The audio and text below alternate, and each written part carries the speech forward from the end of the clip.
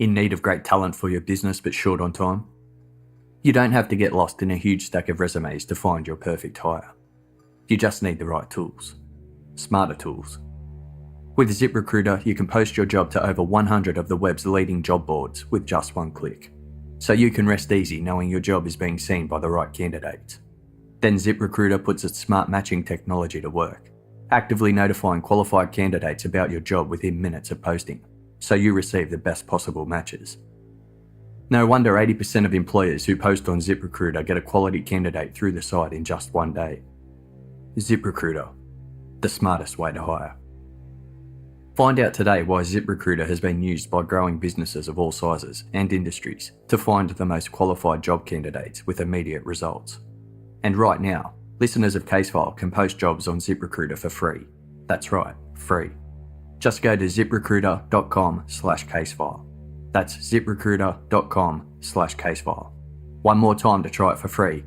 Go to ziprecruiter.com/casefile. Casefile is also brought to you today by Rockstar Games and LA Noire, the dark detective crime thriller set amongst the glamour and corruption of 1940s Los Angeles.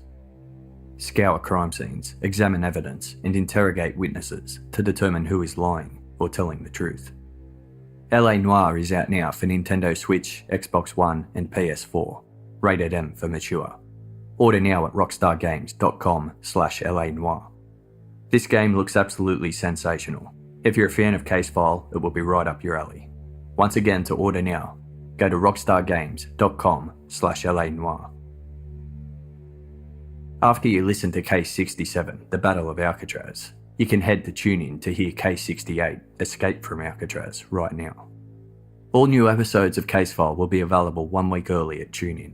There is no paywall and you don't need to sign up for the pro version. Make sure you download the free app available for iOS, Android, and Windows. No sign up required. You don't even have to enter an email address. It's 100% free. Search for Casefile in the app. Alternatively, you can also listen on the web at tunein.com/casefile. So why wait until next week? After you've listened to the Battle of Alcatraz, head straight over to TuneIn to listen to Escape from Alcatraz right now.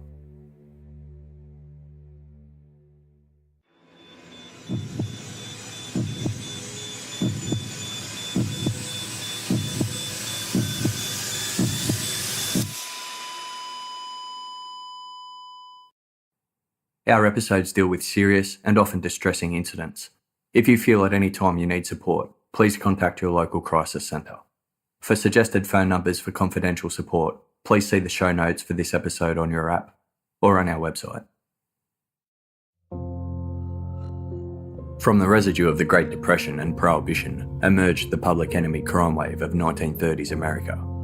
High-profile outlaws, racketeers, and organised crime gangs terrorised American cities, fighting to control million-dollar illegal industries. Robberies, kidnappings, murders, gang wars, corruption, shootouts, and smuggling were rampant.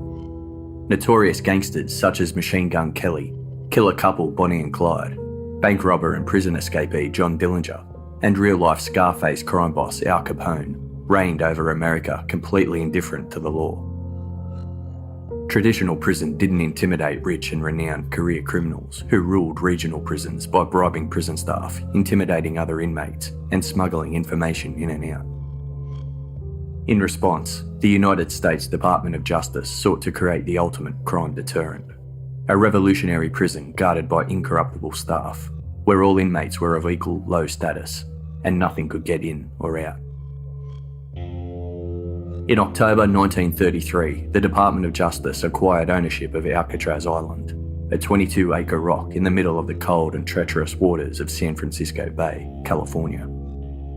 Located 1.2 miles from the northern shoreline of San Francisco City, the barren sandstone island featured decaying remnants of its 150-year history, including a lighthouse, fortified stone walls, a citadel, and an old military prison. Upon the structural remains of the old military citadel, they constructed a looming fortification of concrete and steel.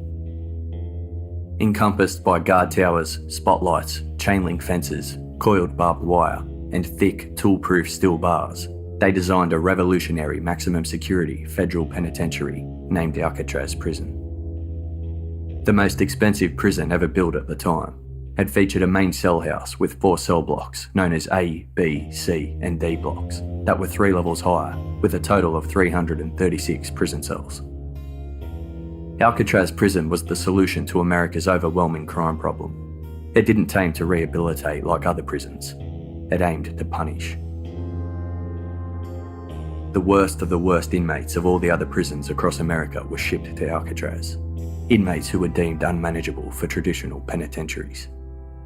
Those who attacked or killed guards, routinely fought other prisoners, bribed prison staff, had attempted escapes, and those who required firmer handling and tougher discipline. If you broke the rules, you went to prison. If you broke the prison rules, you went to Alcatraz.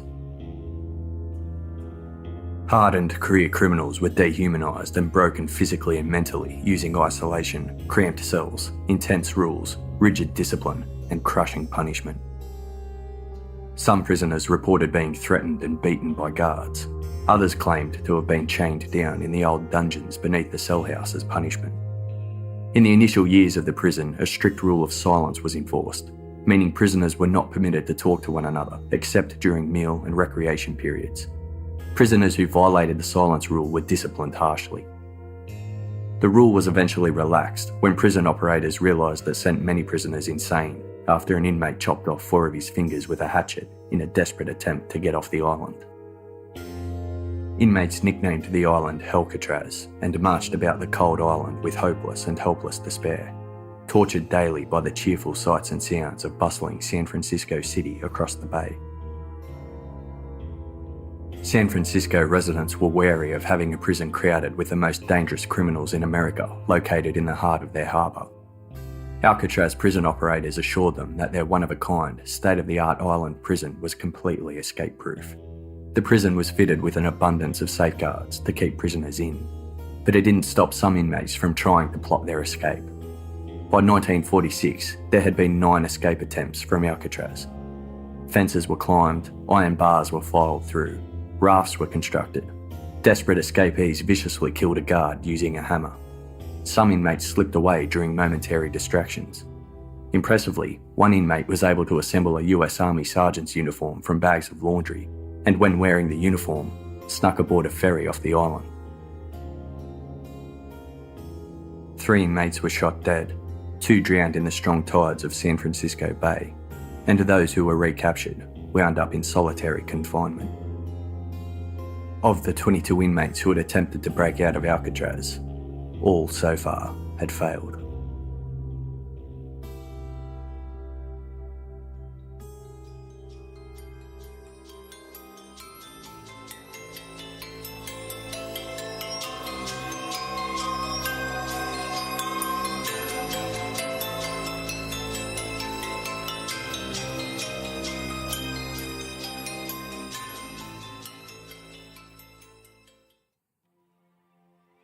"37-year-old Bernie Coy was sentenced in June 1937 to serve 25 years for armed robbery at a penitentiary in Atlanta, Georgia.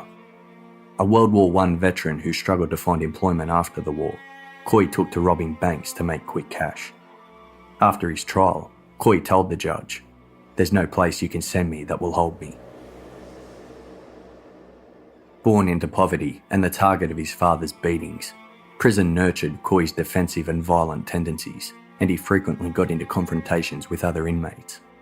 When Coy attached a razor blade to a toothbrush handle and attacked another inmate with it, prison authorities decided that without stricter control and punishment, Bernie Coy could become a dangerous, high-risk inmate.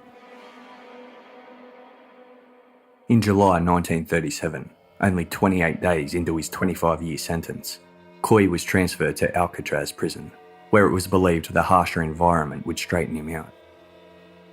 Bernie Coy became Alcatraz inmate AZ-415.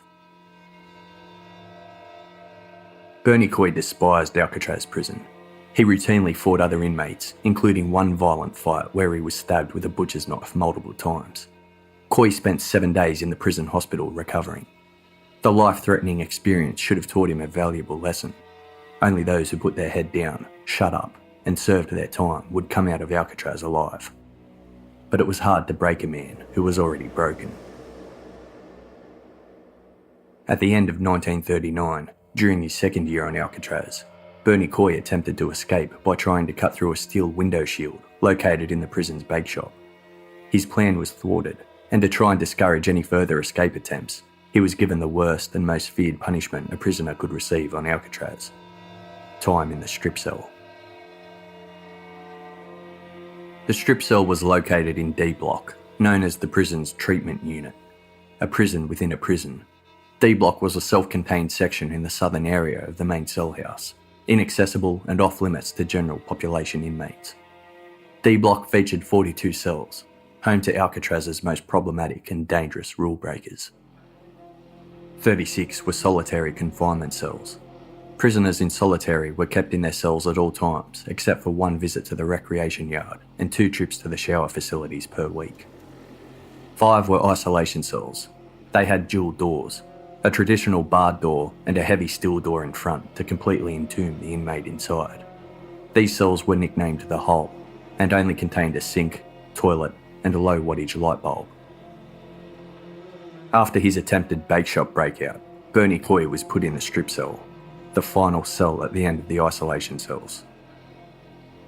Prior to entry, inmates were stripped naked and pushed into the cold, steel-encased cell with no clothing or blankets.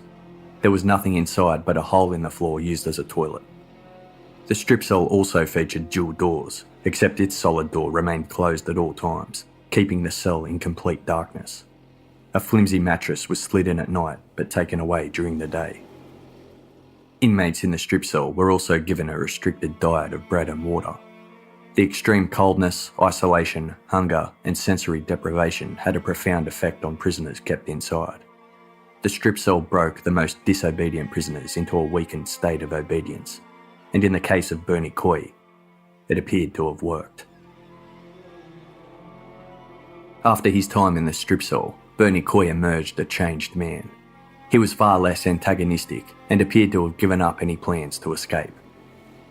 Over the following 7 years, Bernie Coy earned a new reputation as a mature, easygoing, respectful inmate who got on well with everyone. He was well liked and trusted by fellow inmates and prison guards alike. Coy's positive reputation earned him the coveted job as the prison's library orderly. The Alcatraz library was in the main cell house, in the southeast corner of the building, adjacent to C Block and next door to D Block. A job given to trusted prisoners, the library orderly was permitted to move freely around the prison cell house to deliver reading material to guards and inmates. This job granted Bernie Coy access to the off-limits and sealed-off D Block. Through his book deliveries to D Block, Coy was able to have unsupervised interactions with the prisoners kept there. Viewed as a model inmate, Coy was also given the additional work role of prison orderly, performing general janitorial duties throughout the cell house.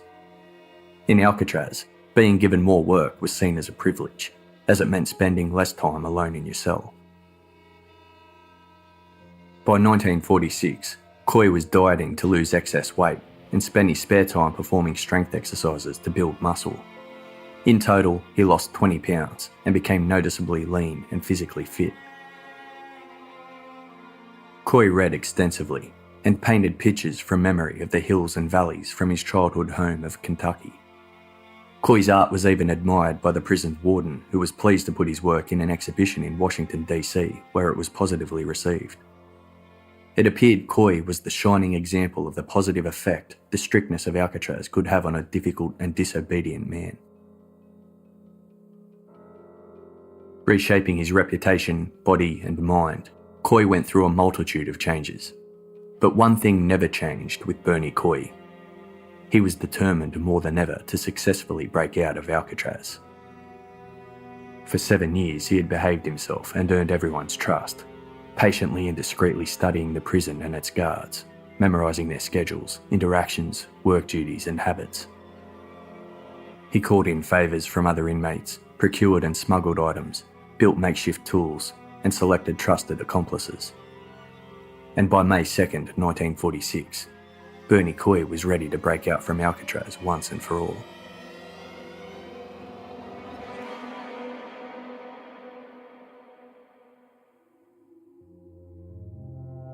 At approximately 1 p.m. on May 2nd, Bernie Coy collected a broom and started his janitorial duties in the main cell house. As he swept the concrete floors, the cell house was quiet. Most cells were empty, as the majority of the general prison population were out working in other areas of the island. By 1:30 p.m, the guard presence in the main cell house was at its lowest level. The only guards on watch at the time were correctional officers Bert Birch and William Miller. Birch paced the West End gun gallery with rifle in hand. The gallery was an elevated barred catwalk that ran the length of the western wall above the ground floor. Its high vantage point enabled the guard a top-down view of the entire cell house. Officer Miller sat at the guard's desk by the dining hall entrance, underneath the gallery. Coy continued sweeping the floor steadily by the desk, keeping his head down. Once he turned to the corner of C block and was out of Birch and Miller's sights, Coy rushed to the library. At the back of the library was a door that led to D block, which he tapped on several times. The prisoners in D block were having their after-lunch naps, so the sound of Coy's tapping carried down the length of the quiet cell corridor and reached the ears of Alcatraz inmate AZ-462, 39-year-old Sam Shockley. Shockley was serving a life sentence for bank robbery and kidnapping. Shockley had the mental development equivalent of a child aged 8 to 10 years old, and he suffered from schizophrenia and hallucinations.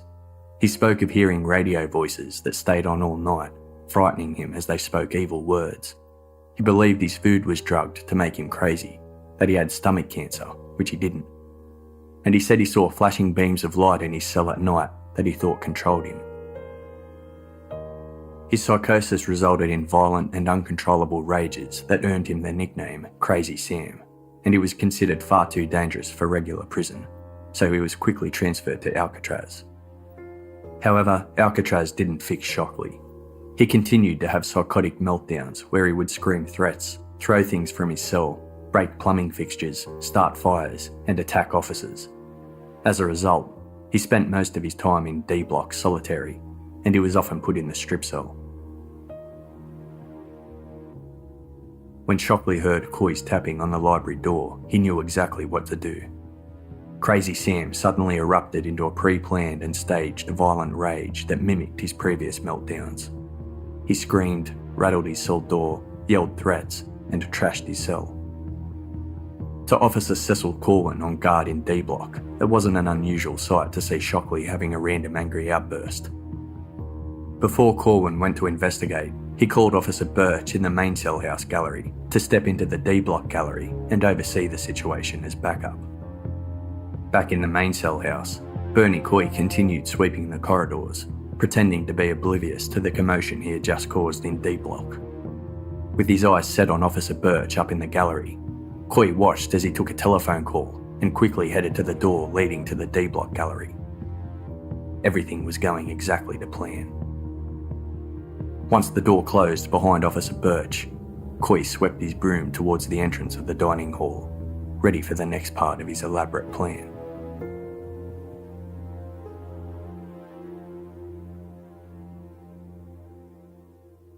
Alcatraz inmate AZ-645 was 34-year-old Marvin Hubbard, a convicted armed robber imprisoned in 1942 for kidnapping and transporting firearms across state lines. Hubbard was sent to Alcatraz after instigating riots and attempting several escapes at his previous prison. On the afternoon of May 2nd, 1946, Hubbard was on clean-up duty in the prison's kitchen, located at the back of the dining hall. Intentionally working slower than usual, Hubbard had been waiting for a signal from Bernie Coy to let him know the escape was on. Hubbard caught sight of Coy in the main cell house and got the signal. He discreetly slipped a large butcher's knife up his shirt sleeve. Keeping the handle in his palm, he moved towards the guard supervising the kitchen cleaning crew, Officer Joseph Burdett. At 1:40 p.m, Hubbard asked Burdett if he could go to the recreation yard and get some fresh air. Burdett agreed, and Hubbard walked down the long dining hall to the barred gate leading into the main cell house. Officer Miller was now the only guard in the main cell house. He was by the entrance to the dining hall when Hubbard appeared. Miller opened the gate to let Hubbard into the main cell house. Hubbard lifted his arms in preparation to be pat down by Miller to check if he had smuggled any contraband from the kitchen. Hubbard eyed Bernie Coy. Now was his chance. Bernie Coy silently placed the broom down, lowered himself into a crouch, and crept up behind Miller as the guard was patting Hubbard down. Miller had no idea Coy had snuck up behind him until he was punched in the back of the head. Coy then pinned Miller's arms from behind, allowing Hubbard to attack him with a flurry of violent punches. Officer Miller, battered and bleeding, slumped back against Coy, unconscious. Coy searched Miller's body and stole a large ring of keys clipped to his belt. After years of spying on the prison, Coy had the knowledge to access and use the control panel that opened and closed the prison cells. He pulled a lever and racked open an empty cell on the corner of C Block, cell number 404. Coy and Hubbard dragged Miller inside the cell, stripped him of his uniform jacket and pants, and then tied him down to the cell bunk. Coy ran back to the control box and opened 3 more specific cells.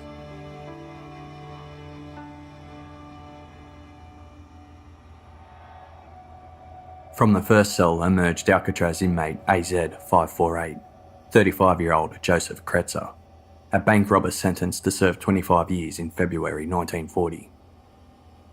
During outdoor work at McNeil Island Corrections Centre in Washington, Kretzer and another inmate armed themselves with axes, stole a prison truck, and drove to a remote area where they were on the run for 3 days before being recaptured. The two were put on trial for unlawful escape. When the court took a recess at noon, Kretzer and his co-accused were led to a detention cell. When court recommenced, 2 court-martials entered the cell to retrieve the 2 accused. Kretzer stood and charged at the marshals in an attempt to escape, and a violent altercation followed.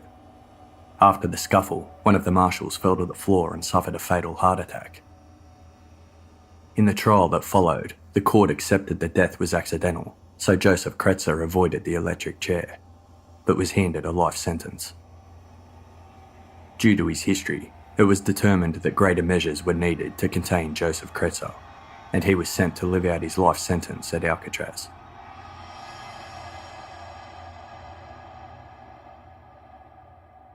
From the next cell emerged Alcatraz inmate AZ-729, 30-year-old Mirren Thompson. Thompson had a long and varied criminal history, and in March 1945, he committed the act that would see him sealed away for good. Thompson was being apprehended for his involvement in a burglary. He had not yet been handcuffed, so when the opportunity arose, Thompson pulled out a concealed revolver, pointed it at his arresting officer, and fired. The officer died instantly. Thompson fled to New Mexico and was captured attempting to cross the border. Alcatraz was the best incarceration option for Thompson. Its thick concrete walls and tool-resistant bars would hold this slick criminal who had 8 successful prison escapes noted on his record. Thompson had only been in Alcatraz for just over 6 months when his cell door rattled open and he stepped out to play his part in Bernie Coy's escape plan.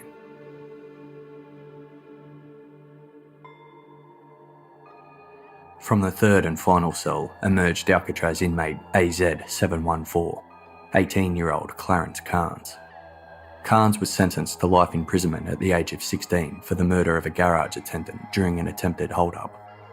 He escaped in 1945 but was recaptured and had 99 years added to his life sentence. After making another escape attempt shortly after, Carnes was transferred to escape-proof Alcatraz in June 1945, where he earned the record of being the youngest inmate to ever be incarcerated there. At this stage, prison staff were completely unaware that a group of prisoners were orchestrating a breakout. As his accomplices kept lookout at the cell house entrances, Bernie Coy squeezed into the narrow utility corridor in the centre of C Block. In the narrow hallway of pipes, Coy collected the cotton pouch he had hidden there long before. Inside the pouch were several items Coy had smuggled and prepared earlier: a bar spreading device constructed out of toilet fixtures, a wrench, and axle grease. Coy stripped to his underwear and smeared the grease all over his body. Holding the pouch between clenched teeth, Coy hoisted himself up and took hold of the bar surrounding the cell house observation point, the West End gun gallery. Hand over hand he scaled the bars until he was on top, looking down into the gallery's catwalk. Coy needed to move quickly. Officer Birch was still distracted in D Block overseeing Shockley's staged meltdown, but he could return at any moment. Coy manoeuvred the bar spreading tool into the 5-inch gap between the bars. Using a tight grip on the wrench, he rotated the bar spreader, causing enough tension for the bars to slowly bend. With several strained turns of the wrench, Coy forced the 5-inch gap between the bars into a sizable 10-inch gap. Having already lost 20 pounds of body weight in preparation for this moment, Coy inhaled a deep breath and squeezed his lean frame into the opening. The grease helped slide his body through, and within seconds, Coy dropped down into the gallery.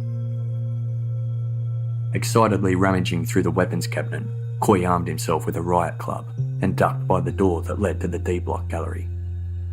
When Officer Birch re-entered the main cell house gallery after helping deal with Shockley, Coy pounced. He violently thumped the officer with the riot club, throwing the guard off balance and causing him to drop his rifle. Coy leapt on top of him and began to strangle him. Officer Birch's eyes rolled back and his body went limp. Coy released the unconscious guard and took more items from the gallery's weapon cabinet. He lowered a Colt .45 pistol with 21 rounds of ammunition and several riot clubs to Kretzer and the others on the ground floor. Coy took ownership of Officer Birch's rifle and 50 rounds of ammunition. With rifle in hand, Coy opened the door to the D Block gallery and snuck in. Officer Corwin heard movement in the gallery above, assuming Officer Birch had come back. But when he looked up, he saw Bernie Coy pointing a rifle down at him. Coy told Officer Corwin to follow his orders, stay away from the telephone, walk over to the door and open it. Coy kept the rifle trained on Officer Corwin as he unlocked the ground floor door to the main cell house. The door swung open and Kretzer was waiting, immediately pressing the cold barrel of his pistol against Corwin's forehead. Kretzer ordered him to hand over his uniform jacket, hat and keys. Corwin was then forced into cell 404, where Officer Miller was imprisoned. Bernie Coy returned to Officer Birch, stripped the unconscious officer of his uniform, stole his keys, and tied him against some electrical piping. Coy then squeezed through the bent bars above and climbed back down to the ground floor. When Officer Birch regained consciousness, he struggled with his restraints and eyed the telephone nearby. "I'll kill you if you try to reach that phone," Kretzer warned, pointing his pistol up at the guard. At the control box, Coy racked open all the cells to the top 2 levels of D Block. Some inmates emerged, curious to see what was going on. Others remained in their cells, not wanting to get involved. Sam Shockley bounded from his trash cell, ready to escape. Coy and Kretzer hurriedly inspected the collection of keys they had confiscated from the guards, looking for key number 107. From his observations, Coy knew key 107 opened the door to the recreation yard. Once in the yard, the escapees planned to shoot out surrounding guard towers. They would then make their way to the island docks, taking hostages along the way, possibly the family members of prison staff who lived on the island. Then they'd hijack a boat and set sail to the mainland, to freedom. However, progress immediately came to a halt when Coy hit the first major hurdle in his meticulous escape plan. He didn't have key 107. Coy expected to be out of the cell house and into the yard by now, but without key 107, that was impossible, and he didn't have a backup plan. Impatient and frustrated, he began shoving the keys he did have into the lock in a fruitless attempt to open the door. But as to be expected, the door wouldn't open without the correct key. Then suddenly, the entry door to the main cell house swung open.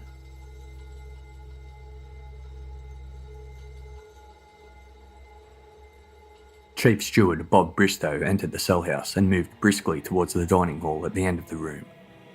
He noticed Officer Miller was not at his post. Then he saw that the dining hall gate had been left open.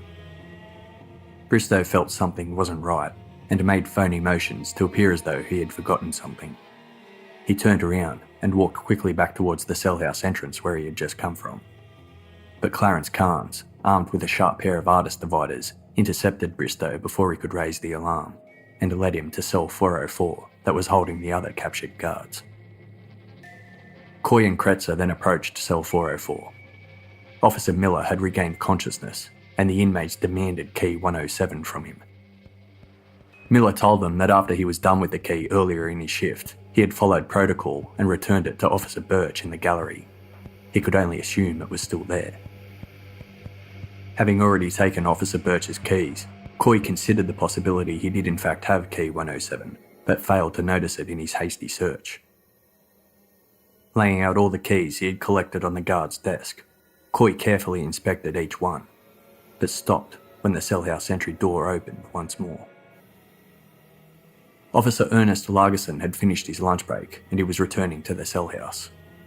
He heard footsteps behind him and turned around. A figure walked towards him, and as it got closer, Largerson made out it was a shirtless man wearing a pair of officer's uniform pants. He recognised the figure as inmate Bernie Coy.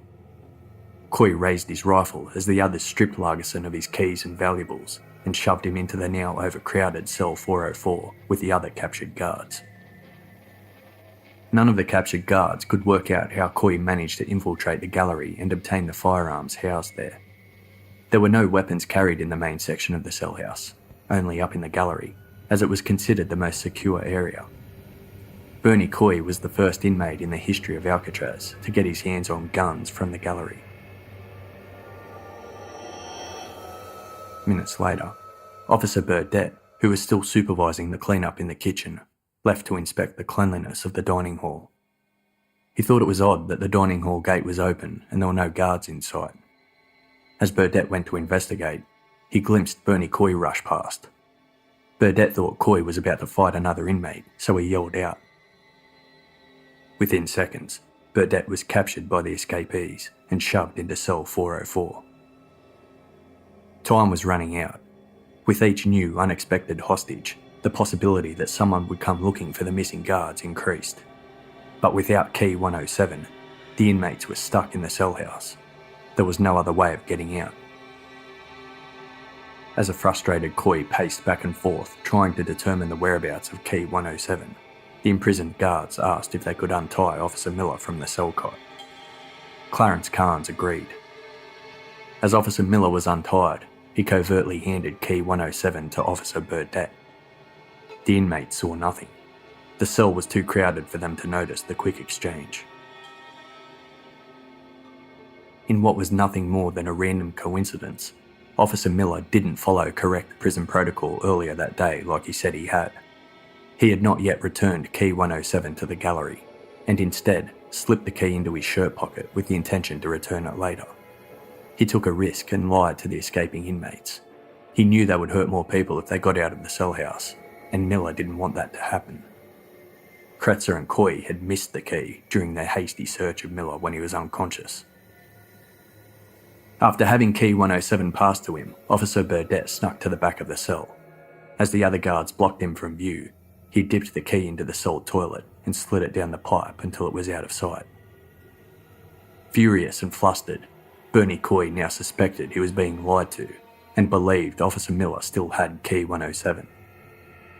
He opened cell 404 and roughly grabbed Miller, pulling the injured guard out of the cell. Kretzer aggressively searched him again, but found nothing. They demanded all of the guards in cell 404 out and transferred them into cell 403. After tearing apart cell 404 in a frantic search and finding nothing, Coy glanced at the toilet. He got on his hands and knees and reached into the toilet bowl. He felt something metallic and heavy. He grabbed the object and lifted his hand out. Tied in his grasp was key 107.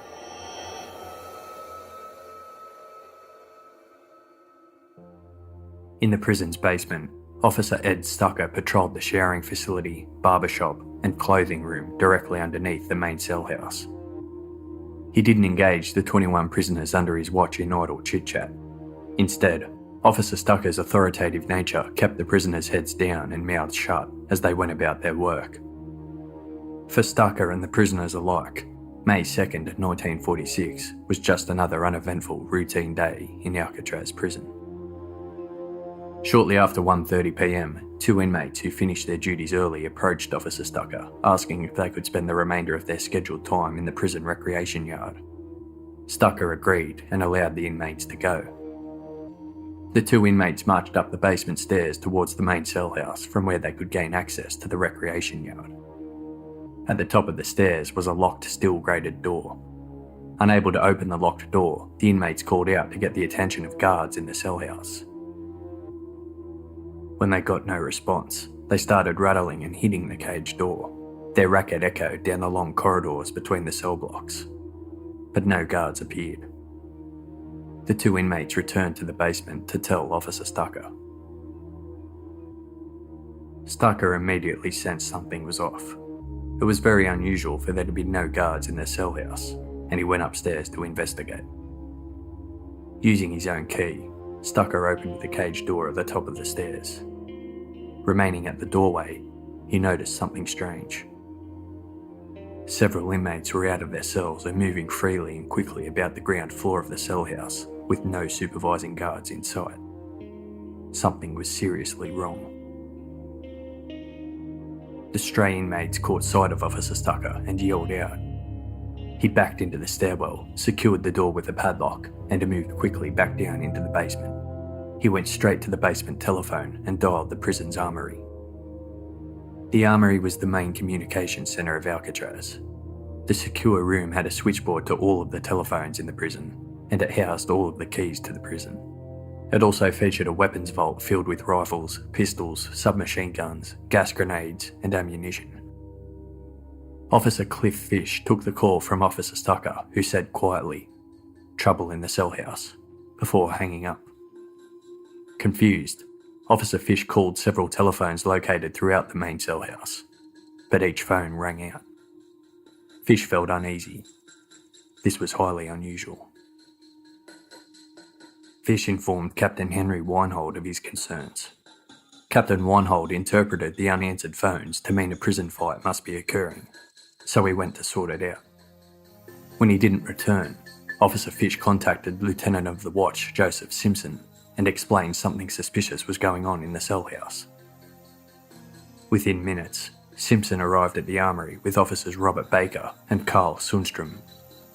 Simpson decided they should enter the cell house to find out what was going on. Officer Fish believed the cell house wasn't safe and advised Simpson and the other officers not to enter, but Simpson ignored the warning. Arming themselves with batons from the weapons vault, Simpson's group left the armory and moved into the cell house, leaving Officer Fish behind. Officer Fish watched the minutes tick by. When the officers didn't return to the armory, he believed that something had gone terribly wrong. And he was right. Although he didn't know it yet, the escaping inmates had captured Weinhold, Simpson, and the others the moment they entered the cell house. The hostage cell had become so overcrowded, the captured guards were forced to split up between cells 403 and 404. Once again, Fish called each of the telephones throughout the cell house, and again, the telephones went unanswered. It was time to call the warden. Alcatraz Prison Warden James Joslyn was taking a nap in his home located at the northeastern end of Alcatraz Island. He didn't want to be disturbed, so when the telephone rang loudly around 2 p.m, Mrs. Johnston was quick to answer. Fish asked to speak to the warden, and Mrs. Johnson denied the request, but Fish was insistent and clearly nervous. Warden Johnston took the call, and Fish told him, "There's some trouble in the cell house. I don't know what it is, but I think it's bad." The warden immediately made his way. In the meantime, Officer Fish was left with a difficult decision, whether or not he should set off the prison alarm. If the siren was engaged, it would ring out for 3 minutes. It wouldn't only alert everyone on Alcatraz Island that the prison had been compromised, but the sound would travel across to the city and let the world know too. Fish made his decision, and at 2:07 p.m, a blaring siren echoed across the bay to San Francisco. Confused and concerned residents lined the docks around the northern wharf, drawn to the sound emanating from Alcatraz.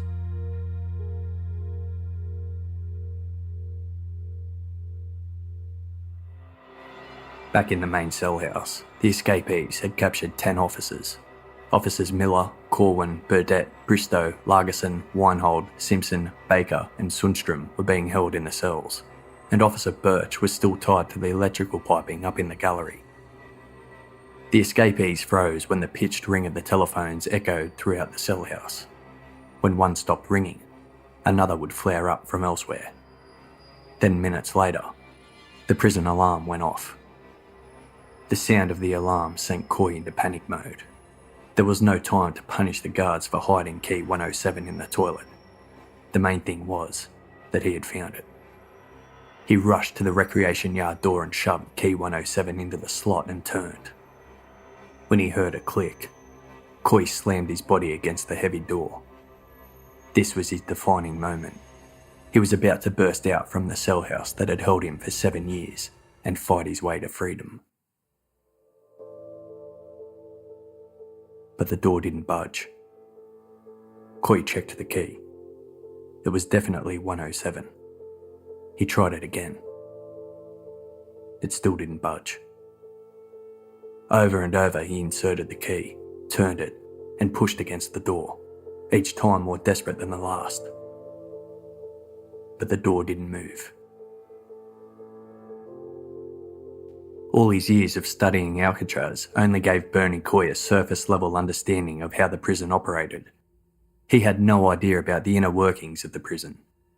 When an incorrect key was tried in a lock, it would displace some of the tumblers in the lock mechanism, rendering it completely inoperable. It was a hidden failsafe for exact moments like this. The inmates weren't to know that the recreation yard door jammed the moment they slid in the wrong key. Even when the correct key was used afterwards, the door had already shut down. The correct key no longer functioned. As the prison siren echoed through the cell house, the inmates stood in silent defeat. Soon, the island would be swarming with armed officers ready to take back the cell house. Bernie Coy realised his grand escape had now turned into a possible suicide mission. Coy, Kretzer and Hubbard discussed their predicament. The three inmates made it clear to each other that they didn't intend to be taken alive. They made a pact. They wouldn't surrender. They would try to stay alive for as long as possible, and if an opportunity allowed one of them to escape, they would take it. 18-year-old Clarence Carnes was surprised at how casually the other escapees talked about the possibility of dying. He didn't feel as enthused. Hubbard instructed the uninvolved prisoners wandering around the cell house to return to their cells and take cover. War had been declared on Alcatraz, and the battle was about to begin. Coy sprinted into the prison kitchen and smashed out its windows. Several guards patrolling the towers had walked out into the open upon hearing the siren and were surveying the landscape. Coy aimed his rifle at the nearest guard tower and fired. He hit a guard who fell and cradled a bullet wound to his leg. Aiming at another tower, Coy shattered its windows. As the guard attempted to determine the source of the shooting, Coy fired at him. The bullet whizzed past the guard's shoulder, but he fell to the ground anyway, playing dead. As Coy shot at the guard towers, the crack of his gunfire could be heard as far away as the Golden Gate Bridge.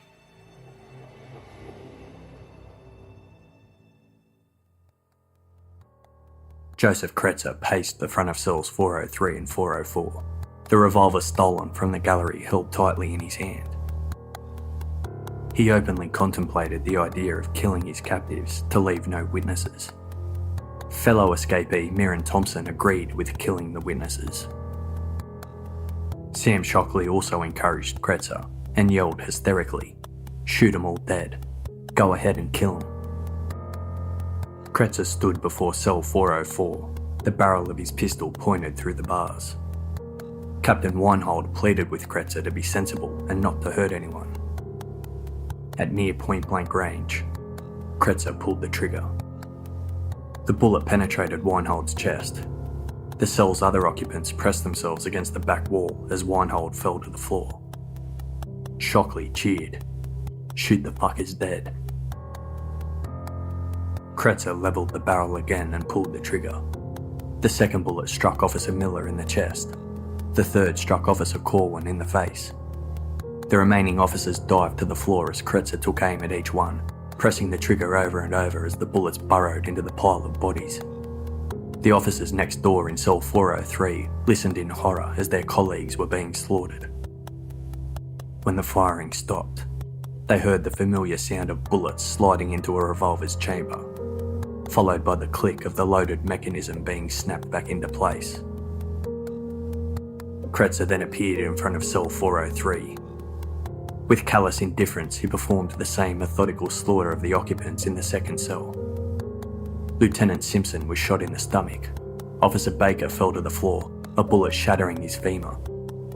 Bleeding bodies fell on top of each other as Kretzer cleared the cell of standing men. Shockley yelled out that he saw a screw move back in cell 404. Kretzer returned to the cell, where Officer Largerson emerged from the pile of bodies and attempted to calm the killer. Kretzer remarked that he had gotten along well with Largerson and wanted to spare the officer he considered a friend. But Shockley was erratic and screamed at Kretzer to finish the job. Kretzer looked at Shockley yelling at him, then looked back at Largerson. As he pointed the revolver at the guard's head, he said, "I'm sorry, Mr. Largerson," then pulled the trigger.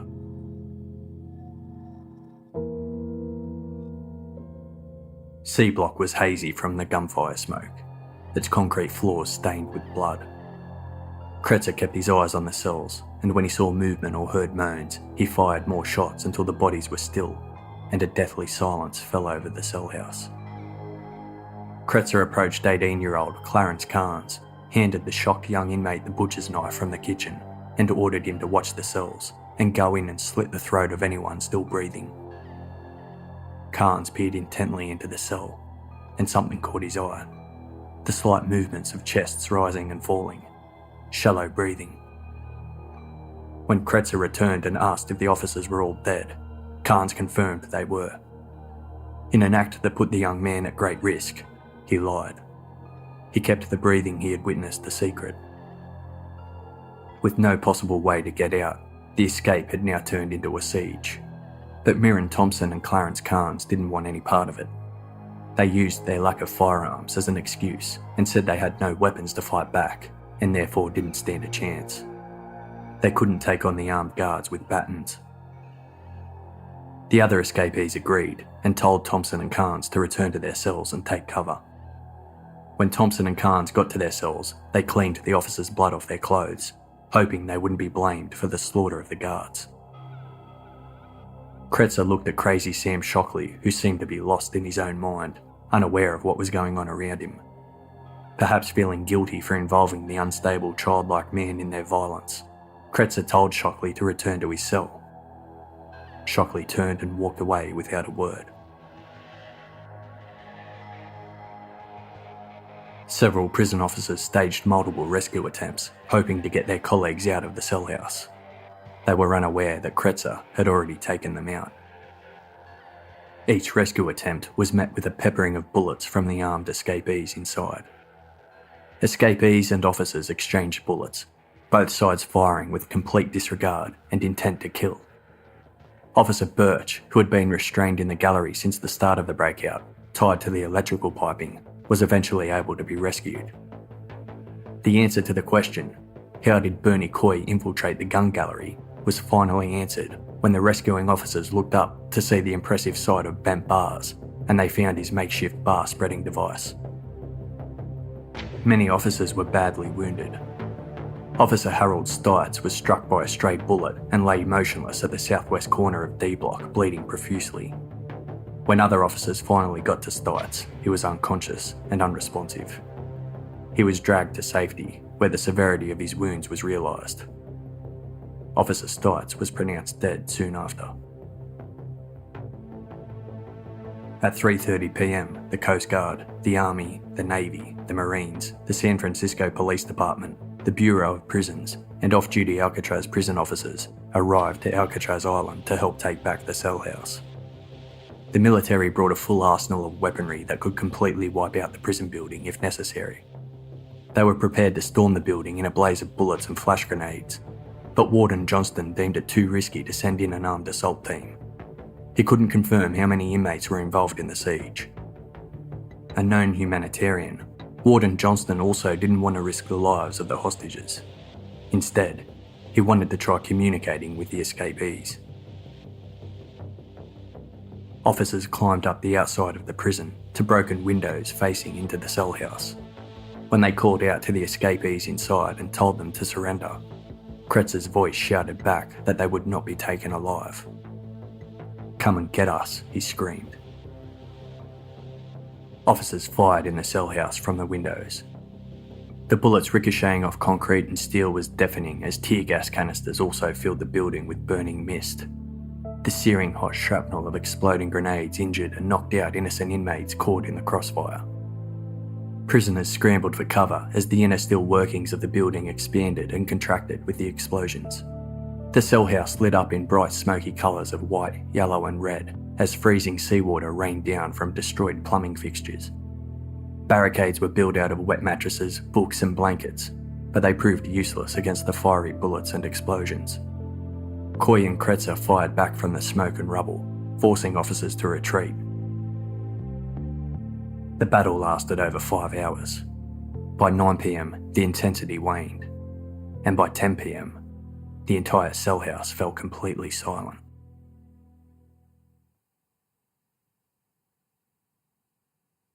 Warden Johnson finally agreed to send an armed assault team to storm the building to rescue the hostages and take out the armed inmates. At 11:05 p.m, 10 armed officers slowly opened the heavy steel door leading into the cell house. They crept into the darkness with weapons poised. Progressing quickly and quietly down the corridors, they examined each cell they passed. At this stage, they were unsure which prisoners were involved in the siege, so they had to suspect everyone they came across. They saw cowering inmates squeezed under cots and huddled into corners. Some had fallen asleep, exhausted. The anxious assault team pointed their guns towards every click, crack, and clatter. They knew the armed inmates were hidden in the shadows around them somewhere, waiting. Bernie Coy was perched on the top tier of C block, watching the assault team sneak below. He aimed his rifle and fired. The assault team retreated under the walkway directly beneath his location, only emerging to fire back. Drastically outnumbered, Bernie Coy was forced to retreat. The assault team hastily moved down C block and noticed a thick, dark puddle of liquid seeping out from cells 403 and 404. Inside, they were confronted with blood-splattered walls and the unmoving bodies of their colleagues spread out on the floor. As they tried to make sense of what they were seeing, they were shocked to see some of the bodies begin to move. Having played dead for almost 10 hours, Officers Burdett, Bristow and Sundstrom crawled out miraculously unhurt. Officer Largerson also emerged. He had been shot in the face, but luckily, the bullet only grazed him. Those that could walk helped lift and carry those who couldn't. Officer Baker had 2 bullet wounds in his left leg and another in his thigh. Captain Weinhold, Lieutenant Simpson and Officers Miller and Corwin were in critical condition.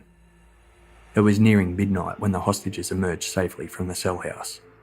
The critically wounded officers were loaded onto ferries and taken to hospitals on the mainland to receive emergency surgery. Captain Weinhold and Lieutenant Simpson were operated on first. Officers Corwin and Miller were next. The remainder of the hostages were able to detail the attempted breakout and identify who was involved. At 7 a.m. the following morning, May 3rd, the siege entered its second day as the orchestrators refused to surrender. That morning, news reached prison staff that Officer William Miller had gone into shock as a result of severe blood loss. Shortly after, he went into cardiac arrest and couldn't be resuscitated. As the sun rose over San Francisco and the building was now free of hostages, hellfire rained down on Alcatraz Prison. Gas grenades dropped into the cell house through ventilators. Grenades were lowered through holes drilled in the prison roof and detonated. Relentless gunfire dotted the building as Marines fired anti-tank shells striking the prison's outer walls.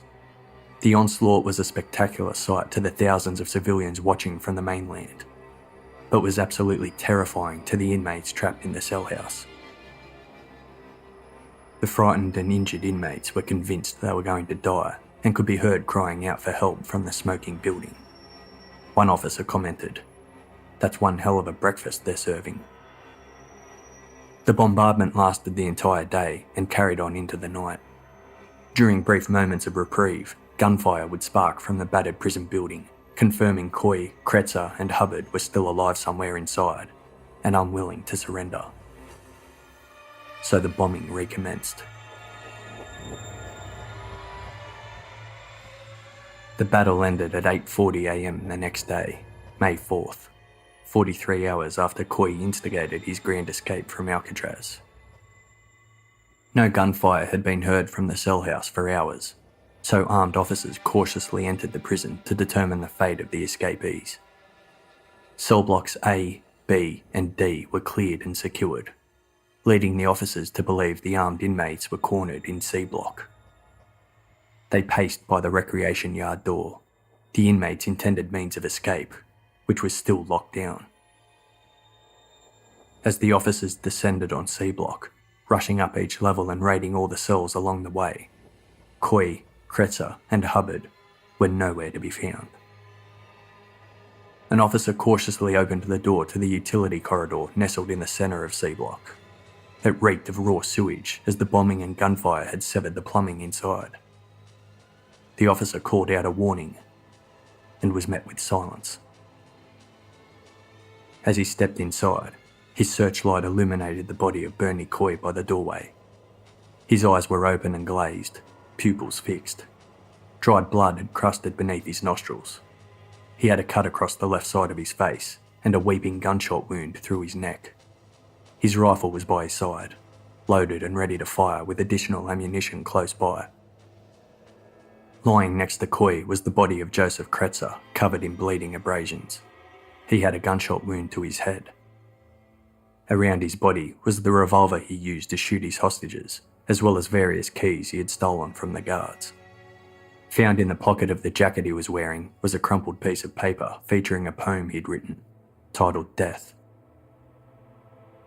There has been death this day, and there will be more. Many men will come across the prison floor.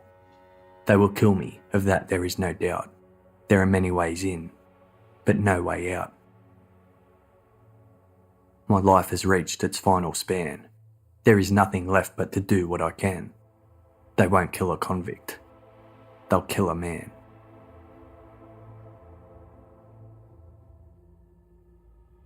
Both Coy and Kretzer were wearing correctional officers' uniforms, and their bodies were stiff from rigor mortis. At the very opposite end of the corridor was the body of Marvin Hubbard. Hubbard's body was still warm, confirming he was the last to die, and that he had been killed hours after Coy and Kretzer. He had 2 bullet wounds to the back of his head. Hubbard had no firearms around his body, only the butcher's knife he had stolen from the kitchen at the start of the escape attempt. Investigating officers believed Hubbard didn't fight alone until the bitter end. Instead, he waited patiently for his inevitable death from the raining gunfire and grenades. None of the failed escapees died by their own hand. It was later determined that Officer Harold Stites, who was the first casualty of what was to be called the Battle of Alcatraz, was killed accidentally by friendly fire. His funeral service was held on May 7, 1946, surrounded by his family and Alcatraz prison colleagues. The body of Officer William Miller, who was shot by Joseph Kretzer and later died of his injuries, was returned to his hometown state of Pennsylvania, where he was laid to rest after a small service. Officer Miller was regarded a hero for bravely keeping Key 107 from the inmates, ensuring they couldn't get out of the cell house, where they would have had the opportunity to harm many others.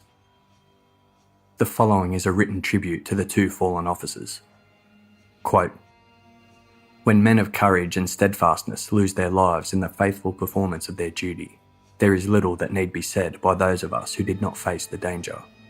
Their deeds speak far more eloquently. But I am sure there is no one in the entire federal prison system whose heart is not quickened with pride and at the same time saddened with a very real sense of loss when two such heroic men as William Miller and Harold Stites make the supreme sacrifice. The other critically wounded hostages from Joseph Kretzer's shooting spree, Weinhold, Simpson and Corwin, all made full recoveries, as did all the other officers and inmates who suffered injuries during the Battle of Alcatraz. After a 12-minute boat ride to the San Francisco docks across the bay, Bernie Coy, Joseph Kretzer and Marvin Hubbard finally found freedom from Alcatraz Prison. No one claimed Coy's remains. His body was put in a plain pinewood coffin and buried in an unmarked grave at Woodlawn Cemetery in South San Francisco. Joseph Kretzer's body was cremated and his ashes placed in an unmarked burial vault at Cypress Lawn Cemetery in Colma, California. Marvin Hubbard's wife arranged to have his remains transferred to his hometown of Alabama, where he was buried in Shady Grove Cemetery. Sketched with pencil on the rough concrete wall of cell 403 was a list of names. Fearing all the hostages would end up dead, including himself, Officer Ernie Largerson wanted to make sure those investigating later could identify his killers. On the wall, he wrote the names Kretzer, Coy, Carnes, Hubbard, Thompson and Shockley. He circled the ringleaders, Kretzer, Coy and Hubbard. Next to Kretzer's name was a tick, labelling him as the killer. But this evidence wasn't needed in the end, as almost all the hostages managed to survive. They were able to detail exactly what happened in the cell house, including who was involved and in what capacity. Sam Shockley, Mirren Thompson and Clarence Carnes were singled out for their involvement. On November 20th, 1946, the three surviving conspirators were put on trial for the murder of Officer William Miller. Other Alcatraz inmates testified on behalf of the three, stating the cruel and harsh nature of operations inside Alcatraz Prison compelled the prisoners to want to escape, or die trying. Anything was better than Alcatraz. Most defended Sam Shockley in particular, claiming Shockley was not mentally fit to stand trial with his low IQ and mental age. They argued he was more so a manipulated victim than a key conspirator. 7 inmates testified that Shockley was, quote, stir-crazy, and thus couldn't fully comprehend the repercussions of his actions. They added that Shockley's unmedicated psychosis was amplified by the conditions in which prisoners were kept in Alcatraz, stating that imprisonment on the Rock drove even the most sane men crazy.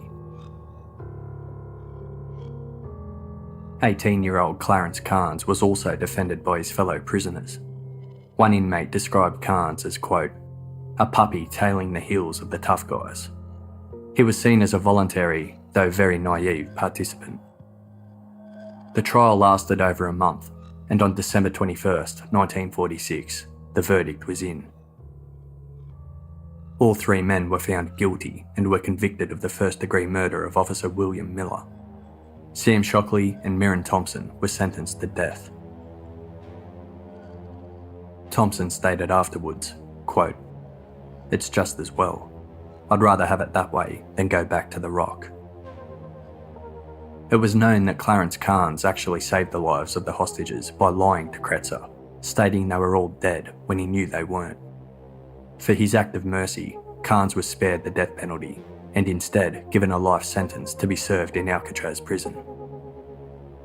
He was kept in solitary confinement for 6 years before returning to general prison population, where he became a model inmate and thrived in the prison environment. Shockley and Thompson were immediately transferred to death row in San Quentin State Prison, located north of San Francisco.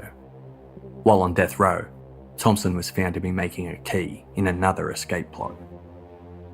Both men appealed their sentences on the grounds that Joseph Kretzer alone had murdered Officer Miller and that they were somehow found guilty for his crime. Their appeals were denied. At 7 a.m. on December 3rd, 1948, 2 years after the Battle of Alcatraz, Sam Shockley and Mirren Thompson ate their final meal in adjacent cells. Shortly before 10 a.m, the 2 men were walked side by side to the gas chamber, where in front of an audience of Alcatraz prison staff, they inhaled cyanide gas. They were pronounced dead soon after.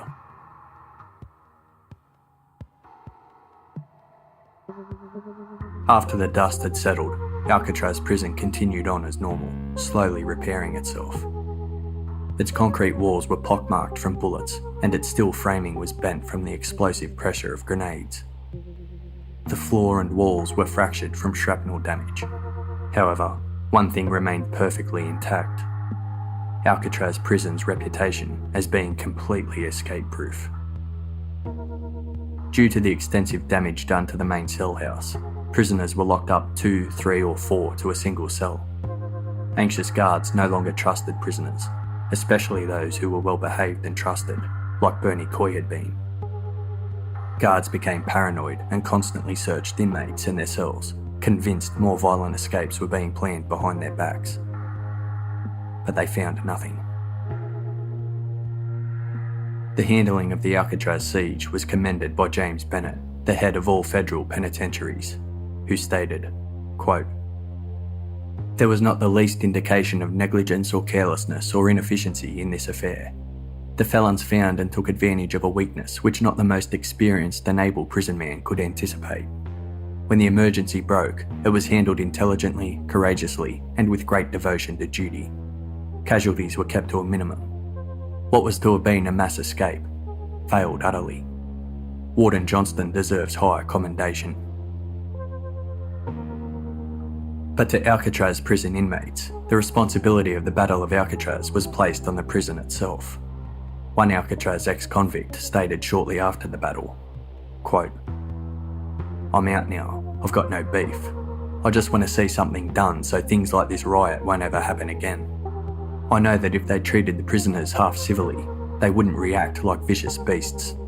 You can't coop up men and take all hope away from them. Warden Joslyn always says the trouble with Alcatraz prisoners is that they want their freedom. That's right. They want to get out."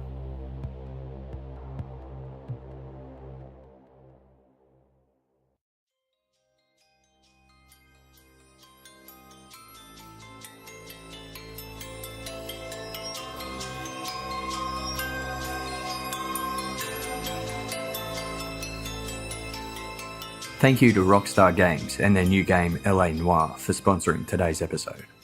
LA Noire is a dark detective crime thriller set amongst the glamour and corruption of 1940s Los Angeles. Scour crime scenes, examine evidence, and interrogate witnesses to determine who is lying or telling the truth. LA Noire is out now for Nintendo Switch, Xbox One, and PS4. Rated M for mature. Order now at rockstargames.com/LA Noire. Thank you also to ZipRecruiter for sponsoring today's episode. Find out today why ZipRecruiter has been used by growing businesses of all sizes and industries to find the most qualified job candidates with immediate results. Listeners of Casefile can post jobs for free. Just go to ziprecruiter.com/casefile. And don't forget, you can listen to the next episode of Casefile right now at TuneIn. Just download the free app available for iOS, Android, and Windows. Or go to tunein.com/casefile. Now that you've listened to the Battle of Alcatraz, head straight over to TuneIn to listen to Escape from Alcatraz right now.